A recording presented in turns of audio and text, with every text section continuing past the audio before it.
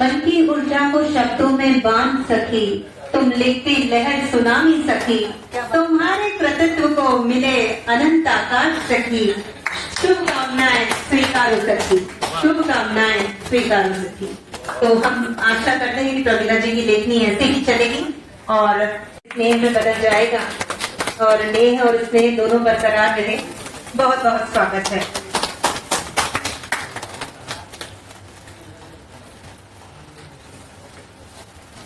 तो पारिवारिक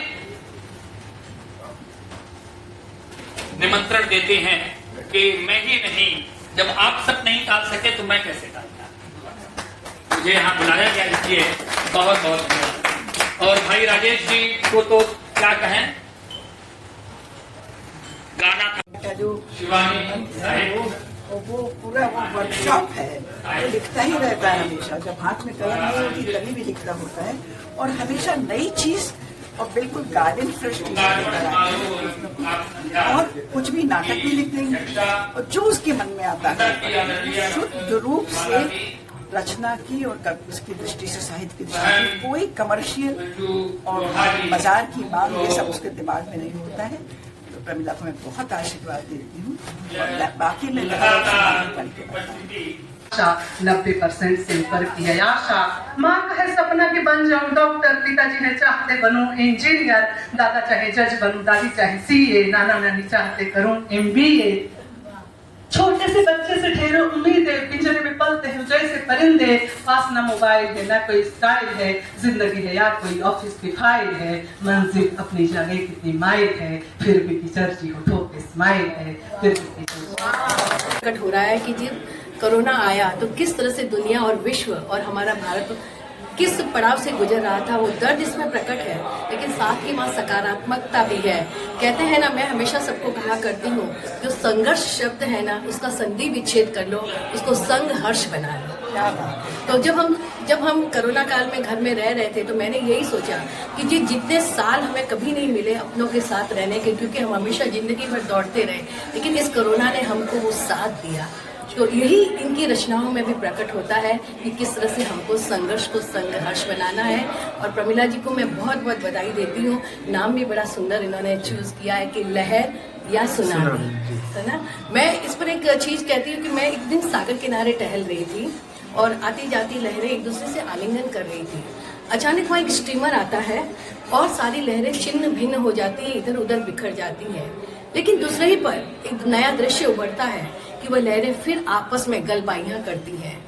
और हम मनुष्य, अगर हमें अपने के प्रति कभी कोई एक कंकड़ भी हमें दिखाता है, हम उसे पत्थर मानकर दिल में सदा के लिए स्थापित कर देते हैं। तो मैं समझती हूँ कि समझदार ये लहरें हैं या हम मनुष्य हैं। क्या बात है। तो मैं यही सोचती हूँ कि इन लहरों से भी हमें शिक्षा लेनी चाहिए कि किस तरह से जीवन में चाहे कुछ भी हो, हम परिवार के संग आपस में चाहे कोई भी मन मुटाव हो तो हमको मन भेद नहीं करना है। मतभेद तो हो सकता है, हमें उन्हें जीतना नहीं है, क्योंकि हमें उनके साथ जीना है और ये जीवन में हमें अपनाना है। मैडम, मेरा आपसे पर्सनल एक लास्ट प्रश्न है कि देखा जाए तो आप भी कई रचनाएं करती हैं, मुंबई के हर कोने कोने में आप हर विमोचन में जाती हैं, आपके अंदर इतनी खूबसूरत रचनाएं करती, तो इतनी व्यस्त होने के बावजूद भी आपको एनर्जी कहाँ से मिलती है यहाँ वहाँ पूरी मुंबई में जो आपका दौरा रहता है? ये आदमी जो चाहे वो कर सकता है। मन में जो जिस चीज के प्रति प्रेम होता है ना, तो आदमी अपने 24 घंटों को भी 48 घंटे बना सकता है, या फिर उन 24 घंटों को 12 घंटे बनाकर छोड़ सकता है।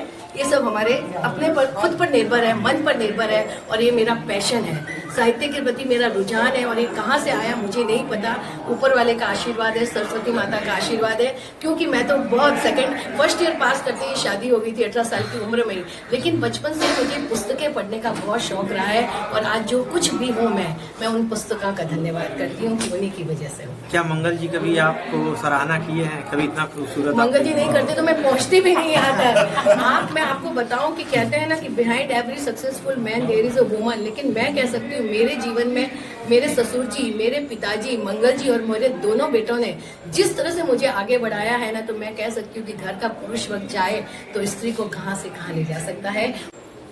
लहर और सुनामी वही दर्द है कोरोना काल का, कोविड-19 का, जिसने हर किसी को दर्द दिया, हर किसी को पीड़ा दी। लेकिन कवि और रचनाकार इसीलिए सामान्य मनुष्य से विशिष्ट हो जाता है कि वह आपद स्थितियों को, सुनामी जैसी स्थितियों को, दर्द और तकलीफ और पीड़ा को अपनी रचनात्मकता से सकारात्मक जीवन की ओर लेकर चलता है।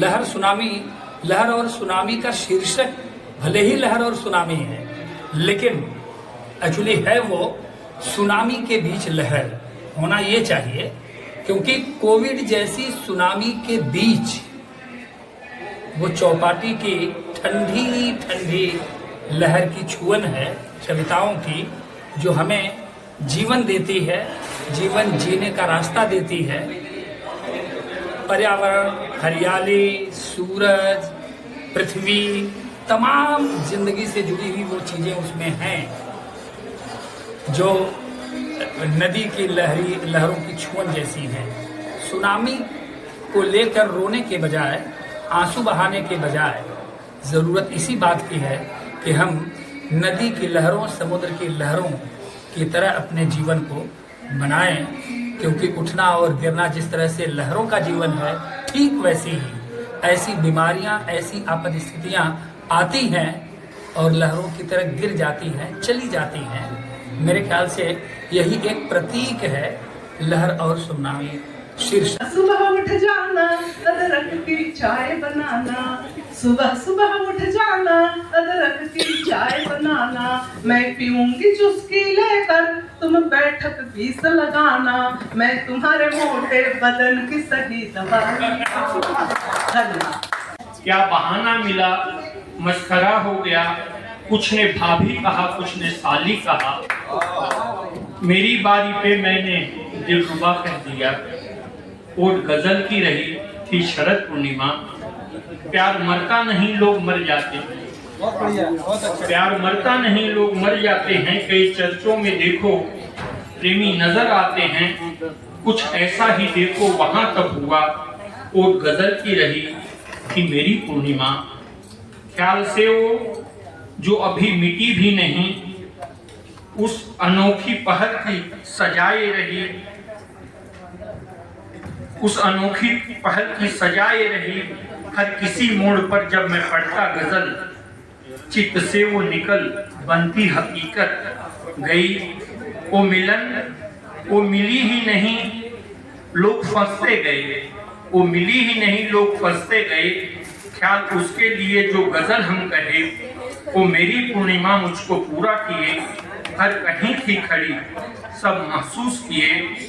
कई पतझड़ ने मौसम